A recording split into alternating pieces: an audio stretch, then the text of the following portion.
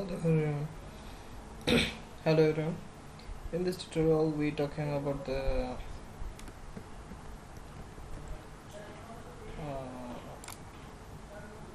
new one command. So select the part design, and in this tutorial, we talking about the draft angle. So select the plane and going to the sketch. This one, and we select the rectangle and exit, extrude it, pad it with the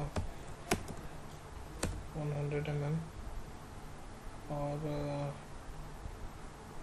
we're taking the 200 mm. Okay, so going to the filleted angle, edge filleted angle. Here not here is the filleted draft angle. So here is a draft angle. We use this command in this video.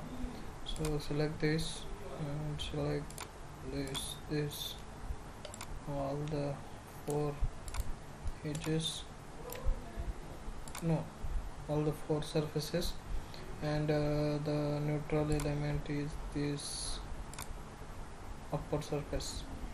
So we change the direction also here.